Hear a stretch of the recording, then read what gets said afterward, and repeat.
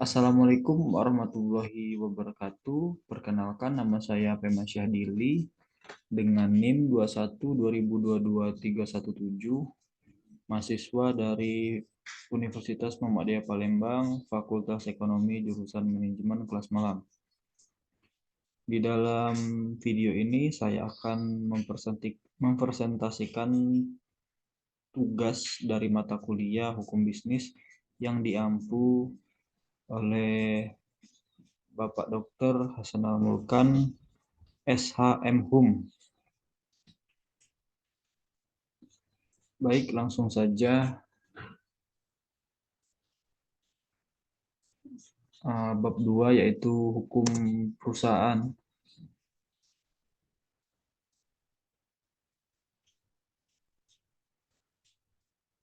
Pengertian perusahaan. Istilah perusahaan mulai dikenal pada saat disusunnya rancangan Wetboek van Koophandel atau kitab-kitab undang hukum dagang yang kemudian berlaku di Nederland, Belanda sejak tahun 1983. Berdasarkan asas konkordansi, Wetboek van Koophandel dinyatakan pula berlaku di Hindia Belanda atau Indonesia sejak tahun 1848 hingga saat ini. Berdasarkan ketentuan pasal 1 huruf B Undang-Undang Nomor 3 Tahun 1982 tentang daftar wajib perusahaan menyatakan bahwa perusahaan adalah setiap bentuk usaha yang menjalankan setiap jenis usaha yang bersifat tetap dan terus-menerus dan yang didirikan, bekerja, serta berkedudukan dalam wilayah negara Indonesia. Pengertian perusahaan menurut pemerintah Belanda yang pada waktu itu membacakan Memori van Toelting atau memori penjelasan rancangan undang-undang Wetboek van Koophandel di muka parlemen, yang disebut bahwa perusahaan adalah keseluruhan perbuatan yang dilakukan secara tidak terputus-putus dengan terang-terangan dalam kedudukan tertentu dan untuk menjadi laba bagi diri sendiri. Molengraf memberikan definisi perusahaan adalah keseluruhan perbuatan yang dilakukan secara terus-menerus, bertindak keluar untuk mendapatkan penghasilan dengan cara memperniagakan barang-barang, menyerahkan barang-barang atau mengadakan perjanjian-perjanjian perdagangan. Abdul Karim Muhammad dalam bukunya Pengantar Hukum Perusahaan di Indonesia menyatakan bahwa berdasarkan tinjauan hukum, istilah perusahaan mengacu pada badan hukum dan perbuatan badan usaha dalam menjalankan usahanya. Pengertian perusahaan. Lebih lanjut, perusahaan adalah tempat terjadinya kegiatan produksi dan berkumpulnya semua faktor produksi.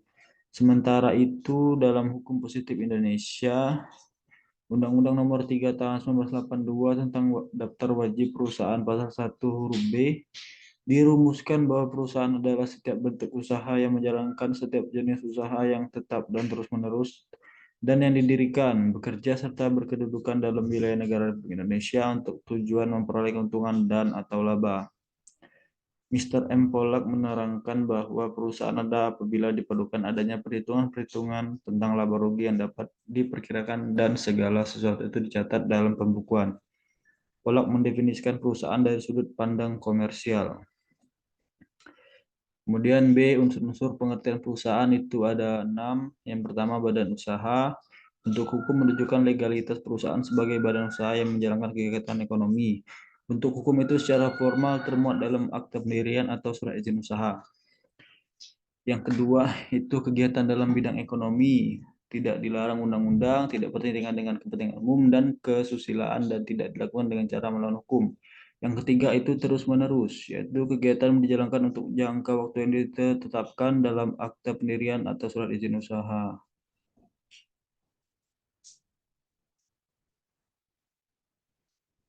Kemudian yang keempat itu terang-terangan. Untuk terang-terangan, yaitu pengakuan dan pembenaran dilakukan oleh pemerintah dengan mengesahkan anggaran dasar yang termuat dalam akta pendirian, penerbitan surat izin usaha, dan penerbitan surat tempat izin usaha. Yang kelima yaitu keuntungan dan atau laba, tidak dilarang undang-undang, tidak bertentangan dengan kepentingan umum dan kesusilaan, dan tidak dilakukan dengan cara melawan hukum. Dan yang terakhir yaitu yang keenam, pembukuan atau kebenaran isi pembukuan dan kebenaran alat bukti pendukung. Berdasarkan unsur-unsur perusahaan sebagaimana dikemukakan di atas, dapat dirumuskan bahwa perusahaan adalah setiap badan usaha yang menjalankan kegiatan dalam bidang perekonomian secara terus-menerus, bersifat tetap dan terang-terangan dengan tujuan memperoleh keuntungan dan atau laba yang dibuktikan dengan pembukuan. Kemudian C, sumber hukum perusahaan. Secara sederhana, hukum perusahaan dapat diartikan sebagai keseluruhan hukum yang mengatur seluk-beluk yang berkaitan dengan perusahaan. Hukum perusahaan sudah tentu mempunyai sumber hukum sebagai landasannya. Sumber hukum yang dimaksud adalah segala apa saja yang dapat menentukan aturan-aturan yang mempunyai kekuatan bersifat memaksa, yakni aturan-aturan yang apabila dilanggar mengakibatkan sanksi yang tegas dan nyata. Penuh dengan demikian dapat dikemukakan bahwa sumber hukum perusahaan aturan yang di dalamnya kita menemukan ketentuan yang bersangkutan dengan perusahaan. Sumber utama hukum perusahaan adalah Kitab Undang-Undang Hukum Dagang atau KUHD. Selain itu, Kitab Undang-Undang Hukum Perdata atau KUH Perdata juga menjadi sumber hukum perusahaan. Hal ini berdasarkan ketentuan pasal 1 KUHD yang menyatakan bahwa Kitab Undang-Undang Hukum Perdata KUH Perdata berlaku juga bagi hal-hal yang diatur dalam Kitab Undang-Undang ini. Sekadar dalam Kitab Undang-Undang ini tidak diatur secara khusus menyimpang titik dengan demikian. KUHD berkedudukan sebagai hukum khusus atau lex specialis. Kemudian D, pendaftaran perusahaan. Pengertian pendaftar perusahaan menurut Undang-Undang Nomor 3 Tahun 1982 adalah daftar catatan resmi yang diadakan menurut atau berdasarkan ketentuan undang-undang ini dan atau peraturan-peraturan pelaksanaan dan membuat hal-hal yang wajib didaftarkan oleh setiap perusahaan serta disahkan oleh pejabat yang berwenang dari kantor pendaftaran perusahaan. Tujuannya yaitu yang pertama, satu, melindungi perusahaan yang jujur, dua, melindungi masyarakat atau konsumen, tiga, mengetahui perkembangan dunia usaha, empat, memudahkan pembinaan, pengarahan, dan pengawasan. Dengan demikian, setiap perusahaan termasuk perusahaan yang berkedudukan dan menjalankan usahanya di wilayah negara Republik Indonesia dan telah memiliki izin wajib didaftarkan dalam daftar perusahaan. Perseroan terbatas. Perseroan terbatas atau PT merupakan badan usaha atau perusahaan yang paling banyak dipakai sebagai kegiatan bisnis di Indonesia. Bentuk PT merupakan penyempurnaan dari bentuk CV yang masih mengandung beberapa kelemahan, terutama karena masih adanya tanggung jawab tidak terbatas terhadap kewajiban kepada pihak ketiga. Tanggung jawab tersebut melibatkan kekayaan pribadi, pelaku bisnis lebih menginginkan adanya tanggung jawab terbatas, yaitu pemisahan harta kekayaan pribadi dari tanggung jawab perusahaan terhadap pihak ketiga. Oleh karena itu, dibuatlah bentuk usaha yang mengatur perihal tanggung jawab pemilik hanya terbatas pada modal yang disetorkan. Bentuk usaha yang nilainya dinamakan dengan perseroan terbatas atau PT. Kemudian koperasi. Koperasi merupakan badan usaha yang beranggotakan orang, seorang, atau badan usaha hukum. Koperasi dengan melandaskan kegiatannya berdasarkan prinsip-prinsip koperasi, sekaligus sebagai gerakan ekonomi rakyat yang berdasarkan atas asas kekeluargaan. Sebenarnya kata koperasi telah tercantum dalam Konstitusi Bangsa Indonesia, yakni dalam penjelasan pasal 33 ayat 1 Undang-Undang Dasar 1945, yang pada hakikatnya menerangkan bahwa koperasi merupakan suatu usaha kekeluargaan dengan tujuan menyejahterakan anggotanya. Secara terminologi, koperasi merupakan suatu kumpulan orang-orang untuk bekerja sama demi kesejahteraan bersama. Selain koperasi, Indonesia diartikan juga sebagai organisasi ekonomi rakyat yang berwatak sosial dan beranggotakan orang-orang pada badan hukum koperasi, yang merupakan tata susunan ekonomi sebagai usaha bersama berdasar atas asas kekeluargaan. Kemudian yayasan, berdasarkan ketentuan pasal 1 Undang-Undang Nomor 16 Tahun 2001 tentang yayasan menegaskan bahwa yayasan adalah badan hukum yang terdiri atas kekayaan yang dipisahkan dan diperuntukkan untuk mencapai tujuan tertentu di bidang sosial, keagamaan, dan kemanusiaan yang tidak mempunyai anggota.